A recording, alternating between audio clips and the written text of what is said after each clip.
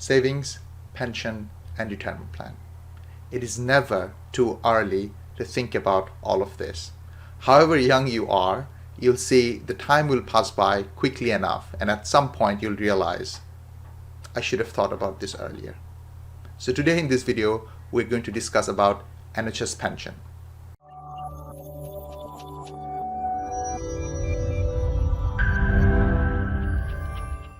If this is the first time you're checking out our channel, welcome. Basically what we do is we run a website that's totally free known as roadtok.com, and it will explain the ins and outs about everything related to the United Kingdom and what it takes for you to work as a doctor in the NHS. So if you've not already, please stalk us on all of our social media. Find us on Facebook, find us on Twitter, Instagram, and of course, YouTube. Don't forget to subscribe. Hi everyone, I'm Ibrahim. I work as a doctor in the NHS, and today we're going to talk about NHS Pension. We have so many international medical graduates who starts working in the NHS ask us this question, whether they should opt for NHS Pension or not. What is the outcome if they opt in for it? What is the outcome if they don't opt for it? How good of a scheme it is, and what is the outcome of the whole NHS pension scheme? We're going to go at length about how the whole scheme is structured and how much contribution you make and how much money you will be getting as a pension at the end of it. Let's get started. So let's start this presentation with understanding NHS pension to obtain or not to obtain. So let's first talk about what is a pension. So pension is a tax efficient way to put money aside for later in life to provide income for when you retire. So it's kind of a saving that you put away and plan to get it back as an income again when you retire. So there are a few important things when it comes to pension. Obviously, it's how much you contribute, and not only you, your employer can contribute to NHS pension as well. I mean, employer will contribute to the pension as well. The government tops it up through tax relief if the scheme allows for that if it is tax free, then you can actually put the money away for your pension or contribute to the scheme, and the money will not be taxed. And the third thing, that you have a pot of money to live from your later in your life. So these are the key things from a pension. So I want to mark a bit line here, because sometimes all the pension schemes are not very similar to savings in general. Like the savings in general is if you just keep the money aside after your monthly paycheck to paycheck, and if you invest it somewhere, then the money grows as how the investment grows. But the pension scheme sometimes is not exactly similar like that. It's more like paying into a membership plan or a scheme plan that it has its own benefits, and not necessarily how much amount you're contributing doesn't necessarily mean that is the amount that is staying in the pension pot. And I know this sounds a bit complicated, but over the next few slides I'm going to clarify a bit further. So this is the difference between classical pension and NHS pension. There are two types of pension.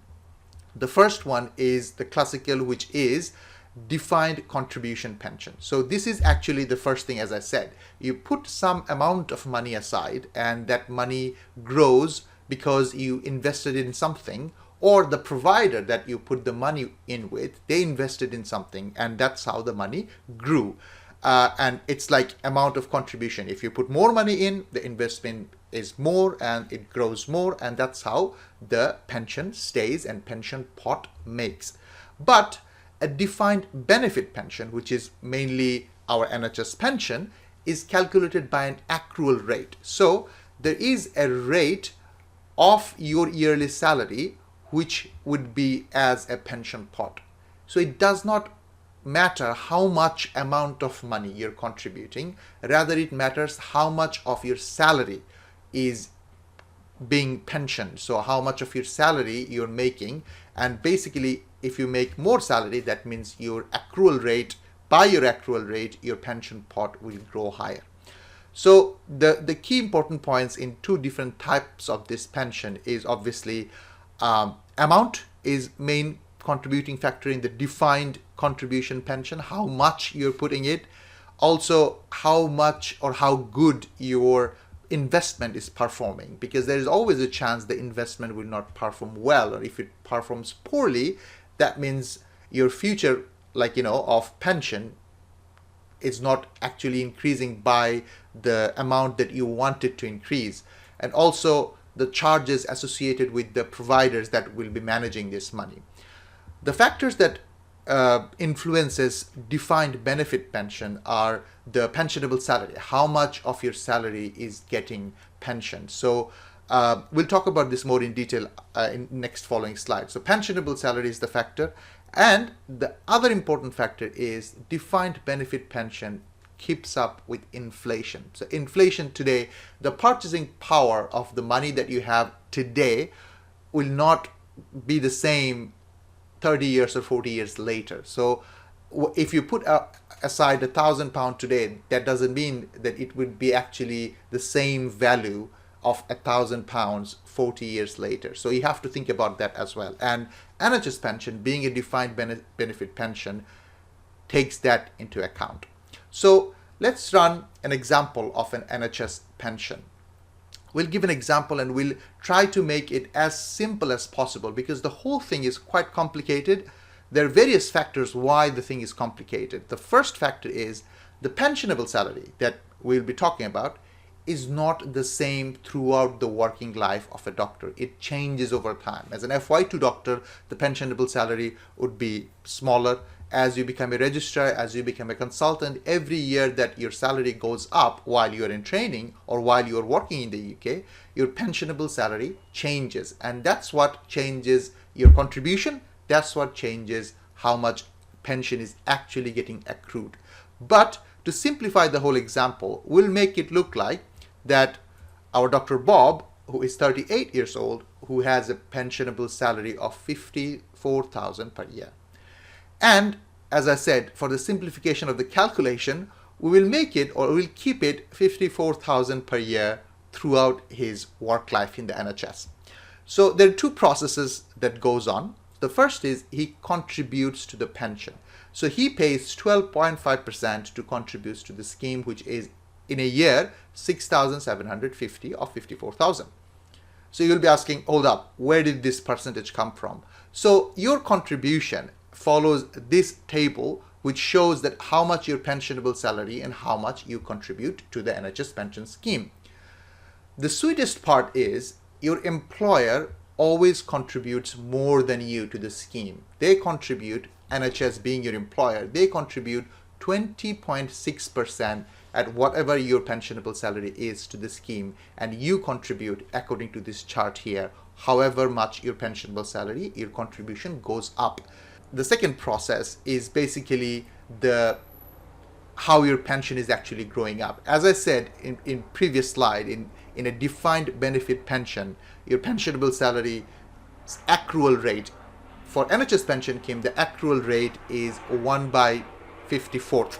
So 1/54th of your pensionable salary is £1,000. So your actual pension pot for that year is actually £1,000. So you might be thinking, I'm putting down £6,750, but my pension is only £1,000. How does that make sense? Keep watching. All right. So the ideas that we've introduced is the pensionable salary. So the pensionable salary does not include your additional hours, your night shift, your weekend shift. All the additional money that you'll be making is not pensionable. In NHS salary of a doctor, only the basic salary that you make is pensionable. And as you said, the contribution rate is according to the chart that I just showed, which follows your pensionable salary. If pensionable salary goes up, you contribute more. And also the accrual rate is fixed, is 1/54th of whatever your pensionable salary is. So as I said earlier, that the contribution that you are making every year, which would be deducted every month, that 6,750 is not relevant. Think of it as a subscription money or a membership plan that you're putting into. Your actual pension pot is actually increasing by the accrual rate of your pensionable salary. So let's continue how much Dr. Bob will be actually making in his pension when he reaches his retirement age. So Dr. Bob is subscribed to the 2015 NHS Pension scheme, in which the retirement age is now, state retirement age is now 68 years. So he was 38, so for the next 30 years, he will be each year contributing, which is not the case for normal day-to-day doctors, because as I mentioned earlier, you will not be making the same salary for your entire NHS life, but we're simplifying this example. So he will be making £1,000 a year contribution for the next 30 years, and that will give his annuity, which is basically the annual amount of money that he will be drawing as pension when he reaches the retirement age. So in this calculation, it becomes 30 times 1,000 becomes 30,000 a year. But this isn't quite correct. And why not? We'll come into this later on. But as I said, retirement age is another idea that you have to understand. When is your retirement age if you're under this pension scheme? And this thing can change in future as well. And also annuity. Annuity is the amount of money that you will be you'll be drawing as a pension. And as I said, this figure that you're seeing right now is not correct.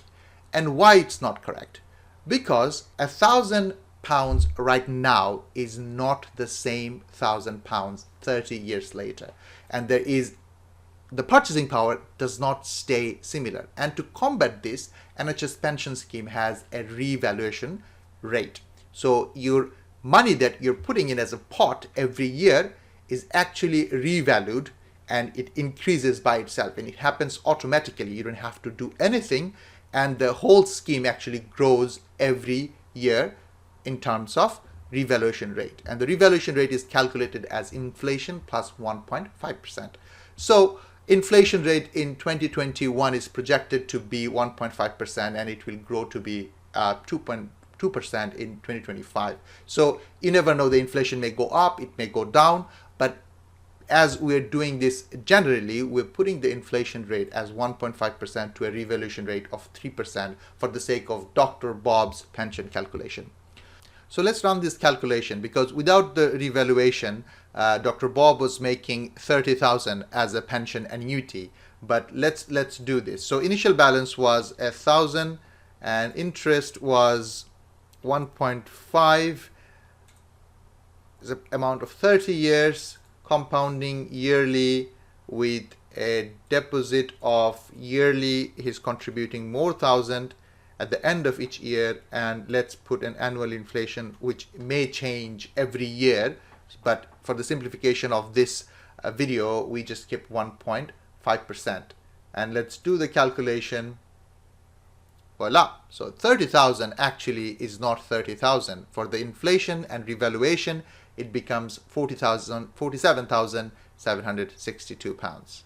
So you see, after that whole calculation, we have found out that instead of making only 30,000 pounds a year as an annuity, Dr. Bob will actually get paid 47,762 per year as pension when he retires. So he was actually making, when he was working, 54,000 pounds a year. As a retirement, he's almost making the same. And this money will be taxed, because when he contributed to the scheme, it wasn't taxed then. So he will get 47,000, but as a tax, and where there will be no further pension contribution, but he will have to pay income tax and national insurance from this money. And the lifetime allowance, you'll be asking, okay, Dr. Bob is getting this money when he reached the retirement age, but for how long he will get this money, or how much amount of money will be actually paid to him? So usually, as a defined benefit pension, the lifetime allowance is 20 times more than what the first year of the pension was. So for him, his lifetime allowance is £955,240. So that's a lot of money. And to think about how much he actually contributed to be allowed that much of pension when he gets retired. He actually contributed only £202,000. So think about that. If you had put that money aside every year instead of putting into the scheme, your money would not have grown into this amount of lifetime allowance. So this is how NHS pension is so good, actually, in a way, because the contribution and the inflation and the reevaluation makes it much, much more than what you actually contributed. You may have a question now, can I retire early? So what if I don't want to work until the age of 68? Yes, you can retire early. There is provisions for you to do that in the NHS pension scheme, but you have to think about some important factors. If you retire early, that means your annuity will be smaller. So like how Dr. Bob made 47,700-ish at the end of like his retirement age. And as you remember, the thing is actually compounding. So every year it adds a percentage to it. And every year as it grows higher, the percentage also brings back higher number. So the first 20 years, whatever the contribution increased, the last 10 years, the contribution would be even more because the percentage is compounding every year. So your annuity will be smaller because you have generated pension for lesser years. Also, your annuity will be smaller. You'll have contributed less on your top income. So, like at the end of your career, you tend to make the top salary. So you'll be contributing actually less amount in the pot. And the last thing is obviously you'll be penalized in a way that you will be drawing more pension than what you have contributed compared to someone at state retirement age. So there is some factor to that as well. But there's some remedy to this as well, because there's a provision for buying more pension. So there are three options that we can talk about. The first one is if you want to buy additional pension. So it's more like you're paying the NHS pension scheme a set amount of extra money in exchange for a set amount of extra pension in retirement. So it's quite straightforward as that. You just put an extra money to the scheme so that you get extra money as a pension. So as you said, the contribution will not be the same as the pot. Rather, it would be amounted to how much the accrual rate would be.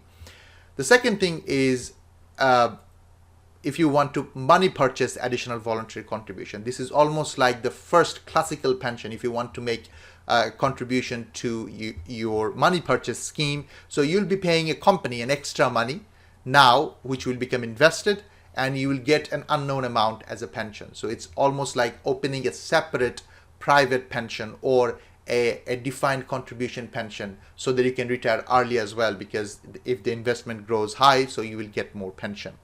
And the last thing is entering into an early retirement reduction buyout, which is you're paying an NHS pension scheme a set amount of money now in exchange for more pension that you would have otherwise received when you retire early. So these are very complicated mechanisms and options for you to retire early. But if you want to know more about it, NHS Business Authority has detailed guidances about how a pension works. You can read all of their guidance and find out more about how can you retire early. I think this is the burning question. Should you opt for NHS pension or not? As an international medical graduate, it always varies at what age are you starting in the NHS. So from the example that I have just explained, you'll see the longer you work in the NHS and the longer you contribute to the system or contribute to the scheme, the higher your chances of getting a significant pension at the end of the day. So if you start your NHS career much later, at a much older age, probably the contribution that you'll be making in the NHS pension scheme will not amount to that much pension, because it's not many years that it will compound and generate that value. The other things to point for opting in, I would say if you start early in your career, obviously these are not taxed, so all the money that you're contributing are not taxed already. You're sacrificing from the salary first, and the rest of the money is getting taxed. And also the NHS employer is contributing more to it. That makes it a very sweet plan. And also it's a very solid retirement plan. and at the same time it's guaranteed by the UK government. So the money that you'll be getting as a pension, it directly comes from UK Treasury. So it's not some private organization or private fund. If the government holds 30, 40 years from now, which it is likely to hold, and you're guaranteed the pension. The other points from opting out, as I mentioned earlier, if you don't intend to work for long in the NHS, then it will not generate significant pension for you. So if you continue to contribute, but not for long enough, it will not produce that much of pension for you at the end of the day when you retire. I think we reached to an end. That was a small example of how NHS pension is calculated. And as I said, I kind of simplified the whole calculation a bit just to give you an idea how much you're contributing and how much your pension is getting accrued and how much you'll get at the end of the day. But at the same time, if you have any questions related to NHS pension, please do ask in the comment below. And if you have not already, please subscribe on our YouTube channel, follow us on Facebook, Twitter, and Instagram, and have a nice day. Thank you. If you want to know more detail about NHS pension and how the whole thing works, I got a huge help from this blog, which is medfee.wordpress.com. A big shout out to them, whoever's made this blog post. Please go through their blog post and you will find more information than we discussed here, and you'll have the more understanding of how NHS pension works.